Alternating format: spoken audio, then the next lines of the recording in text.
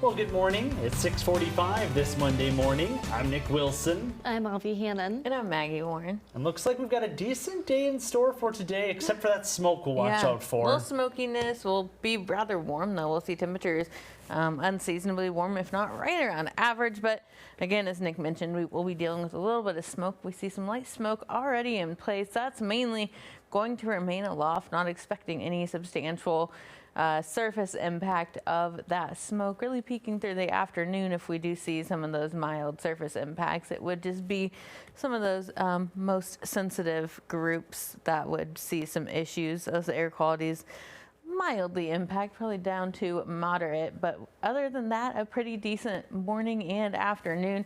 Temperatures rising into the mid and upper 70s. We see partly cloudy conditions, only the chance of a stray shower or storm. Overall, looking at an excellent afternoon. And I'll have another check of your full forecast coming up. Well, rescue teams are searching for survivors after Russia launched its largest aerial assault ever on Ukraine over the weekend. And this comes as President Donald Trump says European leaders will visit the U.S. this week to discuss the ongoing war. ABC's Nicole D'Antonio has the latest. This morning, Ukraine recovering from the largest aerial assault since the war began. Over the weekend, Russia launching more than 800 drones and 13 cruise missiles across the country. The attacks killing at least 8 people and injuring 59 others. This man visiting Kyiv saying that while world leaders look for solutions, nothing has changed and that the situation is getting worse. And in the capital city of Kyiv, the main government building on fire. The Ukrainian prime minister posting this video saying, quote, "It looks like Russia is not seeking peace." ABC's chief global affairs anchor Martha Raddatz interviewed President Zelensky before the attack. We all understand that we need additional pressure on Putin. We need pressure from the United States. And I said that I think that President Trump is right about that. Europeans, I'm very thankful to all the partners, but some of them, they continue buy oil and Russian gas, and this is not fair. Now Zelensky is calling on the United States and Europe to do more to end the war. It comes less than a month after President Trump met with Vladimir Putin in Alaska to discuss a ceasefire. It's a pity that Ukraine was not there, because I think that President Trump gave Putin what he wanted. He wanted very much to meet with President Trump, with the President of the United States. And I think that Putin got it, and it's a pity. Now President Trump says he's prepared to host European leaders in the U.S. this week to discuss the war. ABC pressed the president on next steps. Well, nobody was tougher in Russia than me. I'm not happy. I'm not happy about the whole situation. The special presidential envoy for Ukraine posted on social media warning this latest attack was not a signal that Russia wants to, quote, diplomatically end this war. Nicole D'Antonio, ABC News, Washington. And 2 Siouxland state governors are currently overseas on a trade mission. Nebraska Governor Jim Pillen has been in Japan with other state leaders since Friday. The goal of the visit was to promote Nebraska's products, especially ethanol. Governor Pillen spoke at the annual U.S. Midwest Japan Association Conference in Tokyo. The trade mission is expected to return to the U.S. tomorrow. Meanwhile, Iowa Governor Kim Reynolds and a delegation of other Iowans have been in India since Saturday. The visit is meant to build on relationships established during a trade mission last year. The group will be in India through the end of this week. And closer to home now, a church in Plymouth County, Iowa is celebrating its 165th anniversary, making it the oldest church in the county. Melbourne Methodist is located outside of Hinton. It was first constructed back in the 1800s, with new additions added in 1960 and further renovations taking place in 2017. Peggy Smith is a member of the church, and she shares a piece of the congregation's history. Melbourne United Methodist Church has been around since 1860, so we're celebrating our 165th anniversary. And the town of Melbourne was just a little ways from here, and that was the first county seat in Plymouth County. And so the church was erected there because that's where there were a lot of people, the early settlers. The congregation celebrates the church's anniversary every 5 years, and if you're interested in paying a visit, they hold services every Sunday morning at 9 a.m. And Siouxlanders got together to help a local business celebrate their 100th anniversary. Miles Inn first opened in 1925, and by 1946, they became a sensation for selling their signature food at the Charlie Boy. For the weekend celebration, the owners threw a block party featuring live music, plenty of delicious food, and a giant screen in the parking lot for watching some college football. The owner says Miles Inn wouldn't be where it is today if it wasn't for the original owners. You know, I've said it many times before, it probably doesn't have a whole lot to do with me, in all honesty. It has to do with, you know, the Miles family from the very beginning. And fun fact, the Sioux City location isn't the only location of Miles Inn. The other is in Okoboji and serves up the same famous fare. And staying local, pet owners laced up their walking shoes over the weekend for the Siouxland Humane Society's Pets on Parade fundraiser.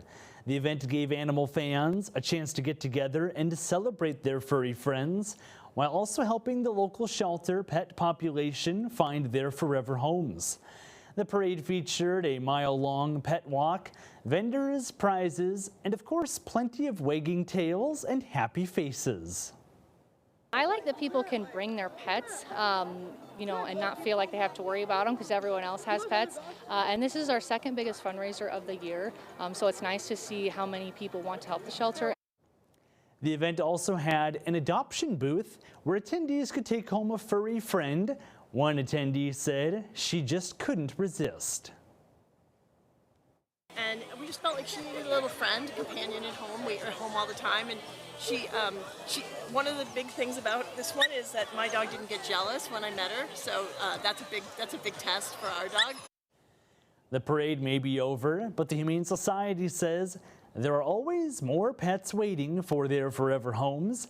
And if you want to learn more, you can find this story on our website at siouxlandproud.com. And if you have a number 9 birthday coming up, KCAU-9 would love to help you celebrate. That's right. Each week, we're celebrating the 9s right here on Good Day Siouxland. If you or a loved one is turning 9, 99, or any night in between, we want to hear about it. Every Thursday morning, we share our list of birthday shout-outs, and one lucky person will take home a birthday gift from one of our sponsors. So if you want to be featured, go to siouxlandproud.com and click on Celebrating the 9s under the Contest tab to enter by Tuesdays at noon. Now it's time to meet today's Stray of the Day. Every day we share our pet picked up by Sioux City Animal Adoption and Rescue who's waiting to go home. That's right, and this is Mocha, a 6 to 9 month old female Sioux Siamese kitten. She was found on the 1500 block of West 14th Street. The rescue says she's a super outgoing and affectionate cat that loves people, but she would be happiest in a home where she's the only pet. Mocha is available for adoption now.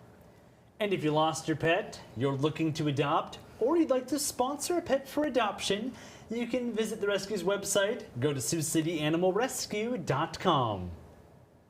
Mocha looks pretty friendly and a little curious in that photo. Absolutely. I'm not usually a big fan of Mocha, but I think I'll be okay with this Mocha. Yeah, she's very, very pretty. And she might enjoy these weather conditions. Nothing too bad out there. Yeah, that weather is going to be about as pretty as Mocha. We do see some cloudier conditions, though. Overall, looking pretty clear at the moment on that Ho-Chunk Center camera. That sun continuing to rise out there on this Monday morning. Temperatures into the 50s and 60s, 54 in Sioux City. Still hanging out at 47 in Esterville and Spencer, 54 through Cherokee and in Ida Grove. And then low 60s out there in Bloomfield, Neely, and Norfolk. So milder air coming in from the west as dew points sit in those 40s and 50s. We see 56 in Neely, 52 in Sioux City, and then 46 there in Esterville and Spencer.